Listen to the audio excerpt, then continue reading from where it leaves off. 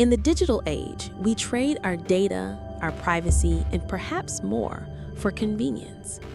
We seal these bargains with a single, thoughtless click. I agree. For Alex Miller, a law student drowning in debt, that click was supposed to be a lifeline.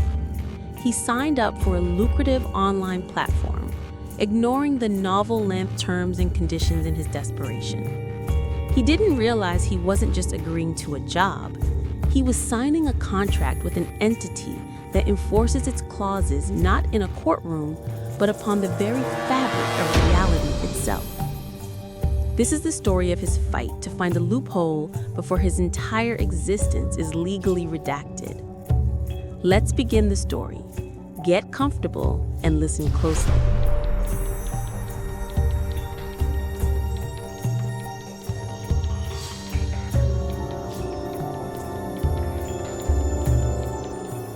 The weight of it all was suffocating.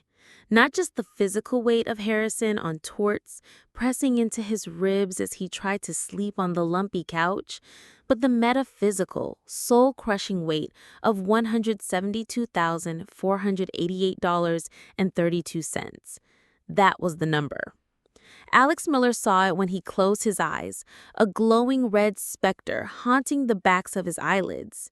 It was the price of his dream, the cost of Georgetown law, and it was threatening to drown him. His apartment was a testament to his struggle, a cramped studio in Adams Morgan that smelled perpetually of stale coffee and microwave ramen. Stacks of casebooks formed precarious towers on every available surface, their pages bristling with fluorescent sticky notes. He was supposed to be the meticulous one, the logical one, the future top-of-his-class lawyer. But desperation was a corrosive acid, eating away at his discipline. He needed money, and he needed it yesterday. That's when he found it. Buried on page 7 of a Google search for remote paralegal work, high pay, was a link to Veritas Scriveners. The website was a masterpiece of corporate minimalism. Stark white background, charcoal gray text in a severe sans serif font, and a logo that was just a simple, elegant V. It promised freelance legal research and document review for discerning clients, with pay rates that made his eyes water. $40, $50, even $60 an hour for tasks he could do from this couch?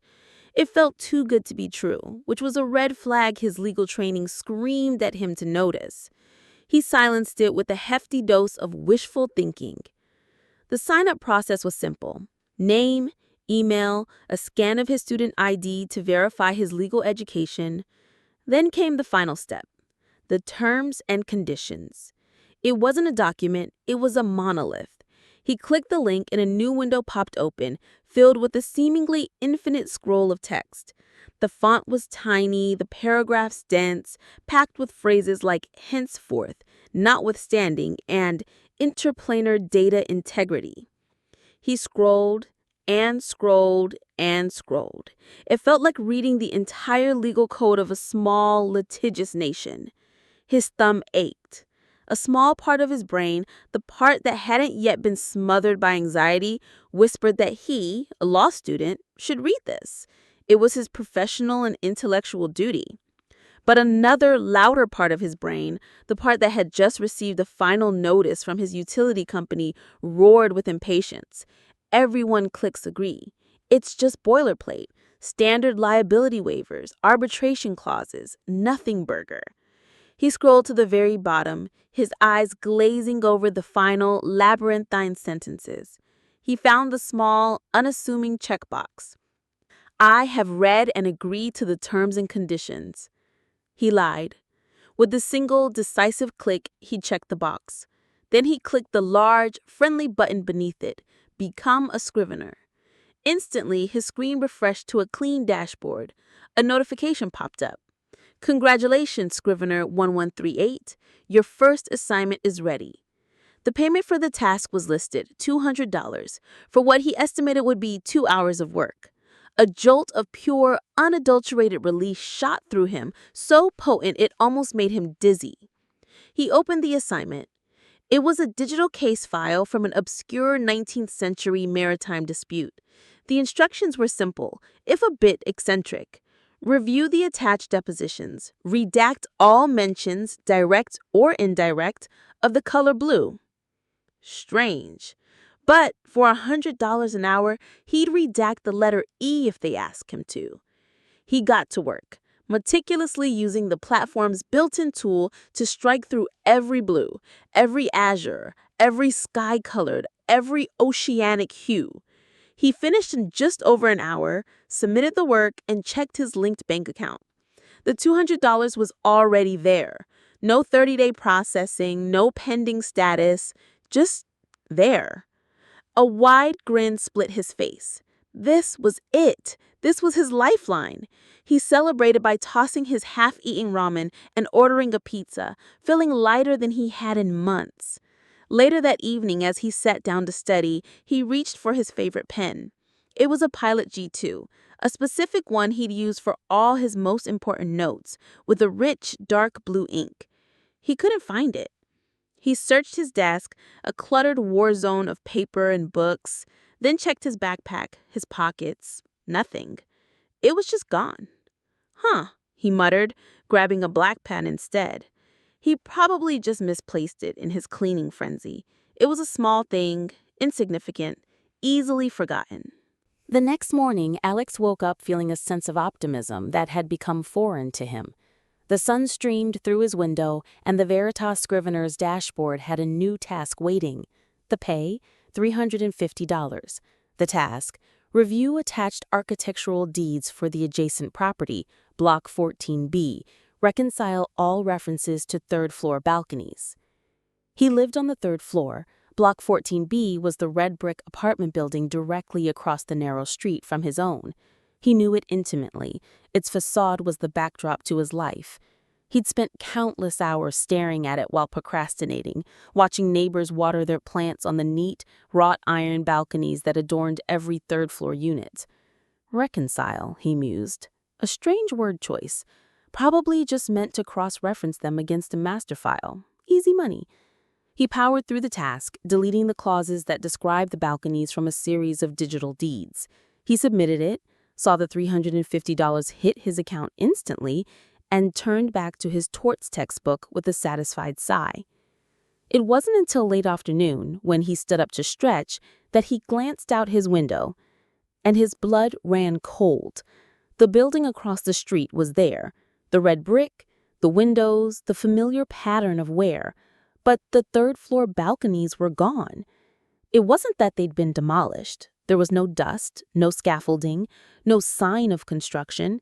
The brickwork was seamless, weathered, and continuous, showing the same decades of age as the rest of the wall. It looked as if the balconies had never been there, as if the architect had designed the building that way from the very beginning. Alex's heart hammered against his ribs.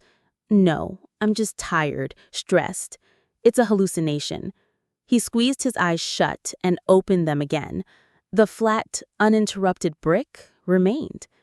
Panic began to claw its way up his throat. He fumbled for his phone, his hands shaking. He scrolled frantically through his photo gallery, looking for any picture he'd taken that might include the view. He found one from a few months ago, a selfie where the building was visible in the background. He zoomed in. His stomach lurched. In the photo, the third-floor wall was flat and bare. No balconies. No, he whispered, his breath fogging the screen. This wasn't possible. He pulled up Google Maps, navigated to his street, and dropped the little yellow peg man for Street View. The Google car had last passed through in 2019. The image loaded, red brick. Windows, no balconies. A wave of vertigo washed over him. Was he having a psychotic break? Was the stress finally making him snap? He needed an anchor, an external data point. He dialed Sarah. "Hey, Alex, what's up? You sound weird," she answered, her voice a welcome slice of normalcy. "Sarah, quick, a weird question," he said, trying to keep his voice steady.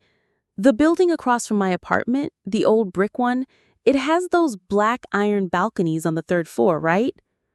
There was the pause.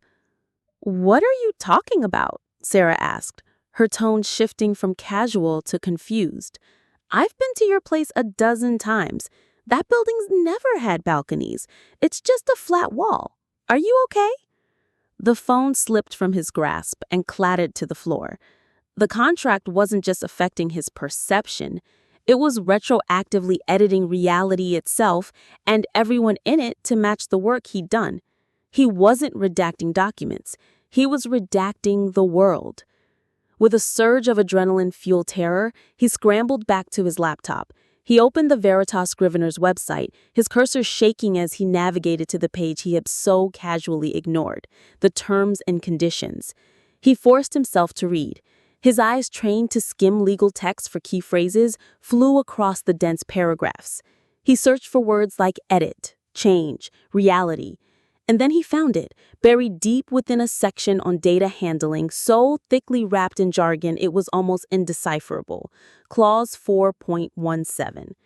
Clause 4.17, Environmental Alteration. The user, henceforth Scrivener, agrees and acknowledges that any and all alterations, reconciliations, redactions, or amendments made to documents, records, or files via the platform may, at the sole discretion of the firm, be enacted upon consensual reality to ensure absolute data integrity across all operative planes. The Scrivener accepts that their localized perception of baseline reality may be subordinate to the project's canonical requirements. He read it again, and a third time. The corporate doublespeak did little to soften the horror. He had legally, contractually agreed to let a faceless entity edit the world around him based on his freelance assignments. He hadn't just found a lifeline, he'd signed a deed to his existence. The immediate, visceral impulse was to flee. Alex lunged for his laptop and slammed the lid shut, as if that could sever the connection. He had to get out. Delete his account, burn the computer, run. He took a deep breath, opened the laptop again, and navigated the Veritas site with trembling hands. There was no delete account button, not in the profile settings, not in the help section, not anywhere. The only option was a request for account deactivation link. He clicked it. A pop-up box appeared, as sterile and final as a tombstone. Per Clause 12.1 of the binding agreement, this contract is perpetual and irrevocable. Termination requests are not automatically granted and are subject to a mandatory review by a case auditor. Please remain available for consultation. Your compliance is appreciated. Trapped. The word echoed in the sudden, deafening silence of his apartment. He was contractually bound to this nightmare. He couldn't quit. The next few days were a blur of paranoia. The city, once a vibrant backdrop, became a source of constant low-grade dread. He started feeling watched. It began subtly. A man in a slightly too big, slightly out-of-date charcoal business suit, standing perfectly still in a street corner, not looking at his phone, not waiting for a bus, just standing. When Alex looked back, he was gone. Then it was a woman in a similar, nondescript suit at the far end of a long aisle in the law library, her face placid and empty, her gaze fixed on a point just past Alex's shoulder. They never interacted, never made eye contact. They were like glitches in the matrix, human-shaped voids that radiated a profound sense of stillness. These, he knew instinctively, were the auditors. He tried to ignore them. He tried to live his life, to study, to pretend. He didn't log into the Veritas platform, hoping that if he just stopped working, they would leave him alone. It was a foolish hope. On the fourth day, his phone pinged. It wasn't a text or a normal app notification. It was a system-level alert, bypassing his lock screen, the kind you get for a national emergency. Non-optional task assignment, Scrivener 1138. Failure to comply will result in punitive measures as per Clause 9.4. Please log into the platform to accept your assignment. His heart seized. Clause 9.4. He hadn't read that far. He didn't want to know what it said. With a sense of grim inevitability, he logged in. The new task was waiting on his dashboard, its stark text a death sentence. Reconcile historical accounts, census data, and municipal records related to the Peterson family residing at Alex's current address for the period 1970 to 1985. Alex stared at the screen, a cold sweat breaking out on his forehead. He had lived in this building for 3 years. He'd researched its history for a class paper once. He knew for a fact that the previous long-term tenants, before the building was renovated into student-friendly studios, were an elderly couple named Schwartz. He had never, ever heard of the Peterson family. They wanted him to invent a family, to write them into the history of his own home, to redact the people who had actually lived there and replace them with ghosts of the firm's own making. He slammed the laptop shut. "No," he said to the empty room, "I won't do it." He wouldn't be an accomplice in this historical vandalism. He would not desecrate his own home with their lies. He refused. He had to draw a line somewhere. He just prayed he could survive the consequences of crossing it. The refusal felt like a victory for about an hour. Then came the email. It arrived not in his personal inbox, but in his university email, the one he thought was secure. The sender was listed only as compliance. The subject, notice of non-compliance and remedial action. Scrivener 1138, the text began, cold and devoid of any greeting. Your refusal to complete the assigned task has been noted. As per Clause 9.4 of your binding agreement, remedial action is being implemented to ensure project synergy. Then came the clause itself, quoted for his convenience. Clause 9.4, Memory Reconciliation. In cases of scrivener noncompliance, direct scrivener opposition, or data misalignment, the firm reserves the right to reconcile the scrivener's personal memories and historical data. This is to improve operational synergy and align with scrivener's personal reality with ongoing project requirements. This process is automated and does not require further consent. Before he could even process the full horror of the words, it happened. A sharp, splitting pain lanced through his skull, as if an ice pick had been driven into his temples. The room swam, the text on the screen blurring into meaningless squiggles. He gripped his head, groaning, and squeezed his eyes shut. And a memory bloomed in the darkness. It wasn't his memory, but it was. It was vivid, warm, drenched in the hazy golden light of a childhood summer. He was a little boy, maybe 7 or 8, in this very apartment, though it looked different, with floral wallpaper and worn shag carpeting. He was laughing, chasing another boy with a shock of blonde hair around a heavy wooden dining table. The boy's name was Timmy Peterson. He remembered the feel of the scratchy carpet on his knees, the taste of the Kool-Aid they were drinking, the sound of Timmy's high-pitched giggle. It felt completely, utterly real, a cherished, nostalgic piece of his past. The headache subsided as quickly as it came, leaving him panting and disoriented. He stumbled to his feet, a profound sense of wrongness warring with the warm, fuzzy feeling of the new memory. It was a violation of the most intimate kind. They hadn't just changed the world outside, they had reached into his head and rewritten him. He needed proof he wasn't crazy. He staggered to the dusty bookshelf where his mother kept old family photo albums. He ripped one open, his fingers clumsy, and there it was. Tucked between a picture of his first-grade class and a photo of him on a tricycle was a faded Polaroid he had never seen before. It was him, gap-toothed and grinning, with his arm around the blond boy. On the white border, in his mother's familiar cursive, was written, Alex and his best pal, Timmy P. 1998. He let out a choked sob. He ran his hand along the door frame to his small kitchen. His fingers snagged on something. Carved crudely into the wood, darkened with age, were 2 sets of initials, AM plus TP. He had never, ever seen them before, but he now remembered carving them one bored afternoon with Timmy. The firm hadn't just added a memory. They had reverse engineered a past for him, complete with physical evidence, to make it seamless, to make compliance easier. He snatched his phone and called Sarah, his voice a frantic, desperate babble. They did it, Sarah. They changed my memories. They put someone in my head. A kid named Timmy Peterson. He was never real, but I remember him. I remember him playing here." The silence on the other end of the line was heavy with concern. "Alex," Sarah said, her voice soft and careful, the way you speak to a scared animal or a lunatic. "Alex, listen to me. You're under an incredible amount of stress. It's not uncommon for the brain to create things. It's called confabulation. It can feel very real.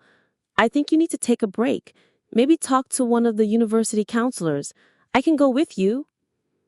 Her rational, gentle skepticism was more devastating than any argument. He was truly alone. The firm had not only altered his past, but they had also weaponized his friend's love and concern against him, perfectly isolating him in a prison of his own altered mind. For 2 days, Alex was a ghost in his own life. He didn't eat, he didn't sleep. He sat on his floor, staring at the carved initials on the doorframe, trapped in a feedback loop of terror and the warm, false nostalgia of a childhood that wasn't his. The world had become a hostile, mutable thing, and his own mind was now enemy territory. He was losing.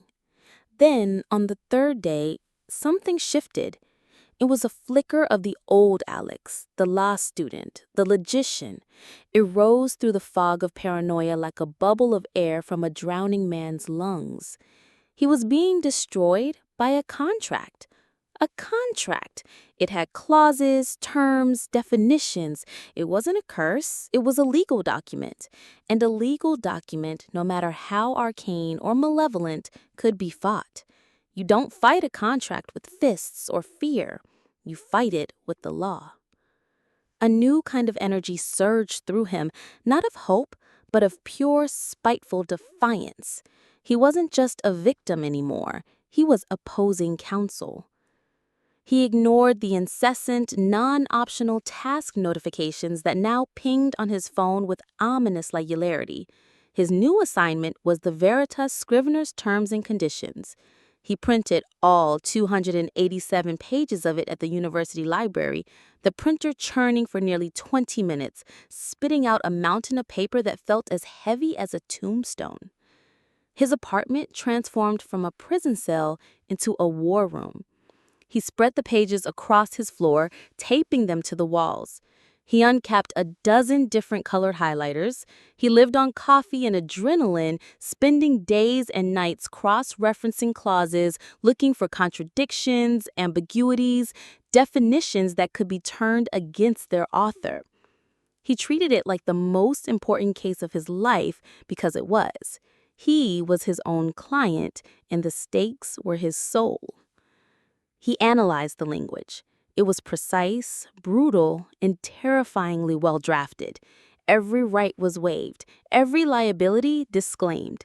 The firm had given itself godlike power, but even gods have rules. After 3 sleepless nights fueled by a desperation so intense it had become a form of clarity, he found it. It wasn't a silver bullet, but it was a chink in the armor, a procedural opening. Buried deep in a section titled Dispute Resolution, hidden beneath layers of legalese designed to discourage anyone from ever reading it, was Clause 22.8b.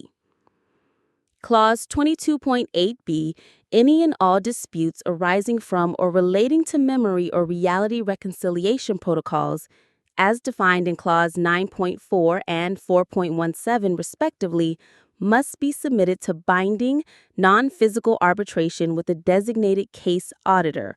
The scrivener, by initiating this process, concedes jurisdiction to the arbitrator. It was an absurd, insane clause. Non-physical arbitration? It sounded like something from a fantasy novel. But it was a process. It was a right afforded to him by the very document that was destroying him. It implied he could formally dispute their changes. He could argue his case.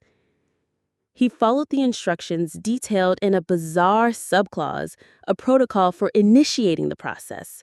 It felt like casting a spell. He had to arrange 3 specific objects on his desk: a piece of iron, a rusty nail he found in the alley, a piece of glass, a shard from a broken bottle, and a personal biological sample, a single drop of his blood, which he let fall onto a blank page. Then, using an online translator for classical Latin, he had to type a formal complaint. Ego Alexander Miller, signatory 1138, invoco ius meum ad arbitrium, and submit it through a hidden portal on the Veritas platform, accessible only by typing a specific string of characters at precisely 3:33 a.m. He did it all, his heart pounding with a mixture of terror and grim purpose. He clicked submit. The screen flashed once. Requests received. Your arbitration has been scheduled. He had just sued God, and he had to pray his legal arguments were sharp enough to win. The silence that followed his submission was heavier than anything that had come before. He waited. Every creak of the old building, every siren in the distance, sent a jolt of anxiety through him. He sat at his desk, the nail, the glass, and the blood-spotted paper arranged before him like a sacrifice. He didn't have to wait long. There was no sound, no flicker of lights, no grand entrance. One moment, the chair across from his desk was empty. The next, it was occupied. The auditor sat with perfect posture, its hands folded neatly on its lap. It looked like the figures he'd seen on the street, a man in a perfectly tailored but utterly forgettable gray suit. Its face was a symphony of neutrality, not calm, not angry, just blank. Its features were so average they were impossible to memorize. It was the human equivalent of placeholder text. It didn't speak. The voice formed directly inside Alex's mind, a sterile, uninflected stream of thought. Scrivener 1138. I am Auditor 7. I have been designated to arbitrate your dispute concerning the reconciliation of your memories and environment. State your case. This was it. The surreal legal debate for his existence had begun. Alex took a shaky breath, forcing the voice of the terrified man down and letting the voice of the lawyer take over. I am here, Alex said, his own spoken words feeling clumsy and loud in the room, to argue a fundamental breach of contract. The agreement was for freelance work. The enacted clauses, specifically 4.17 and 9.4, go far beyond any reasonable expectation of a work-for-hire agreement, constituting unconscionable terms. Irrelevant, the auditor's mental voice replied, without a flicker of expression on its face. Reasonable expectation is a human-centric legal concept. This contract is not bound by the statutes of your local jurisdiction. It is governed only by its own text. You consented to all terms. My consent was not informed. Alex shot back, leaning forward. The terms were presented in a deliberately obtuse and lengthy manner, a classic contract of adhesion, designed to be agreed to without being read. There was no meeting of the minds. The entirety of the text was available to you prior to your consent. The onus of due diligence was on you. Your failure to perform this diligence does not invalidate your agreement. It only demonstrates your desperation, which the firm factored into its acquisition model. You consented. The cold, brutal logic was like a physical blow.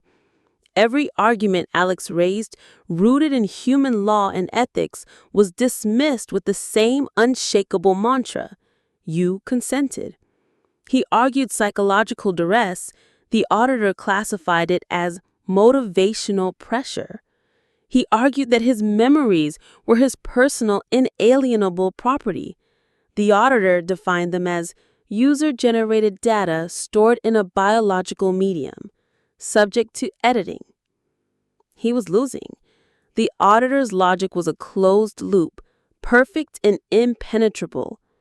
It operated on a plane of pure, amoral contractualism that he couldn't preach. The auditor tilted its head, a minute bird-like gesture. Your arguments are without merit under the established framework.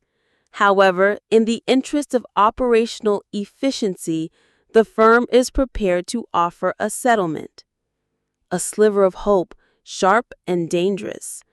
What kind of settlement? Alex asked, his throat dry. We will cease all further reconciliations of your personal data. We will enact a final, comprehensive memory alteration. You will be provided with a new, stable, and satisfactory life narrative. You will have a successful legal career, a happy family, no debt, a life free of stress or want. You will have no memory of Veritas Scriveters, the firm, or this conversation. You will be content.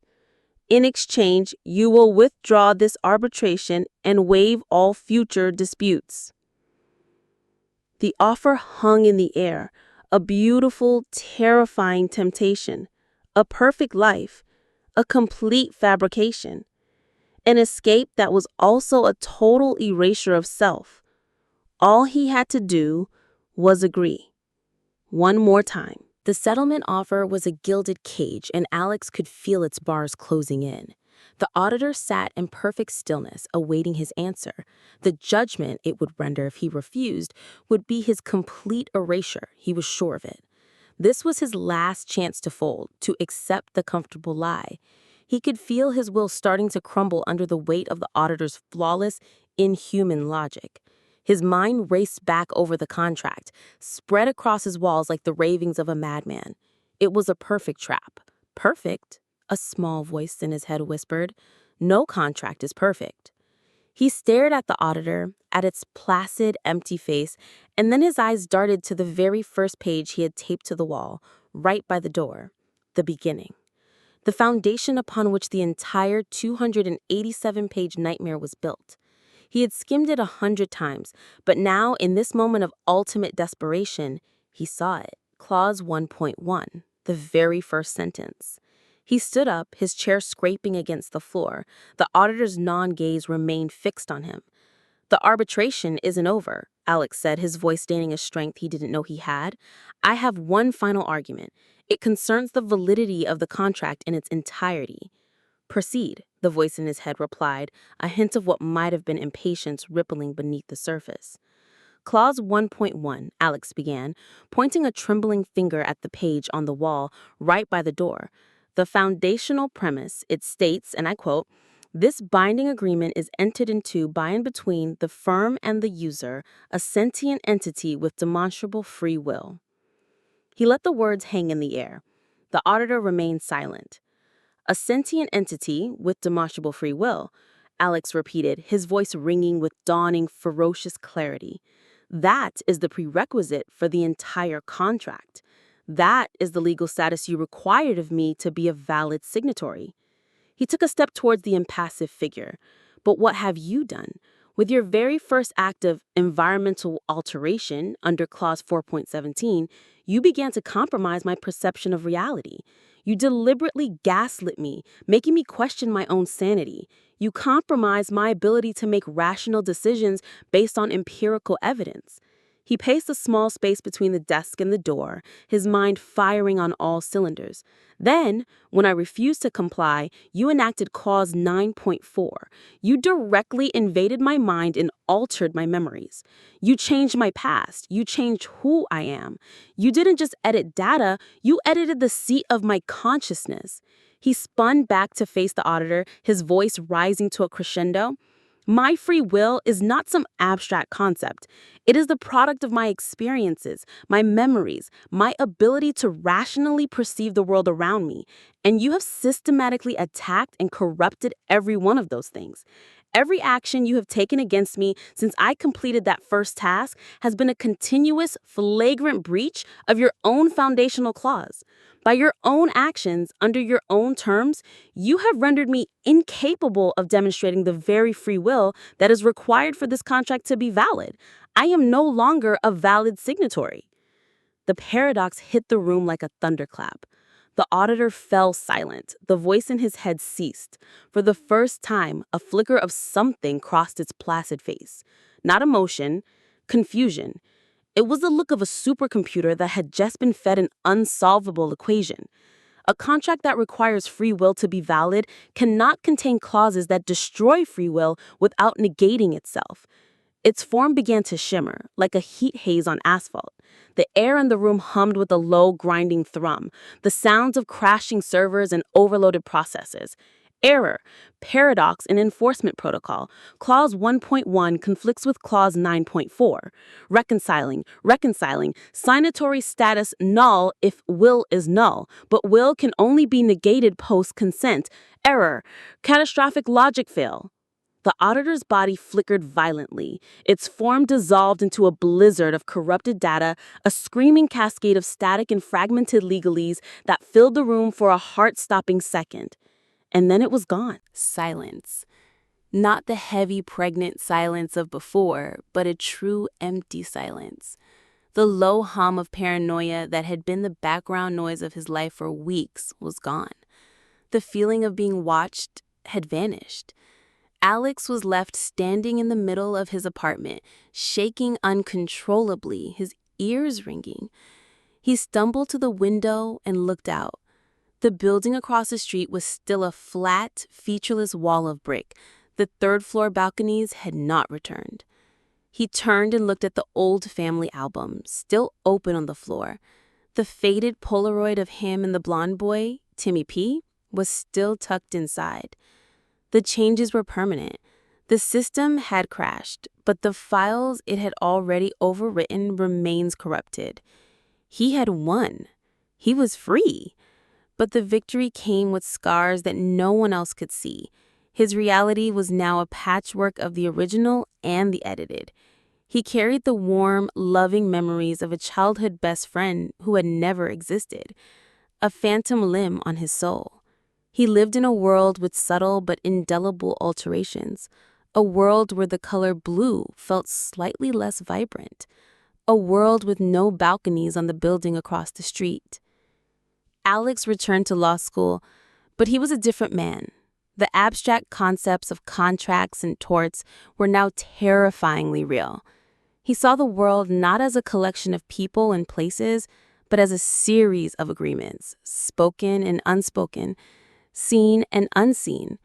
He became obsessed with the fine print, with the digital contracts and end-user license agreements that governed modern life, reading them with the feverish intensity of a man deciphering a holy text.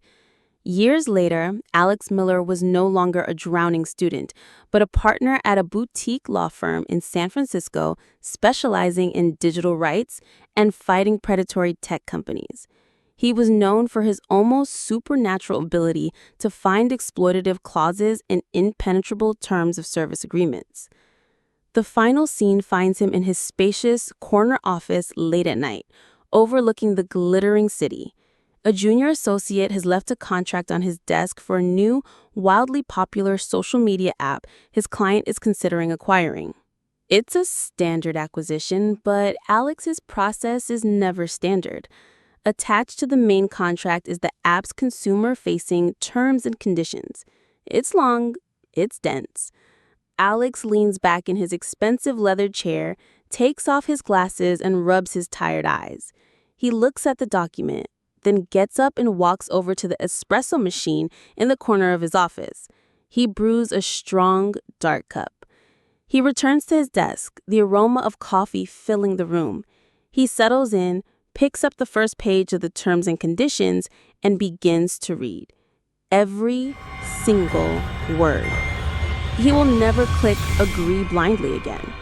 Enjoyed the story? Don't forget to like, share, and subscribe for more. We'd love to hear your thoughts in the comments below.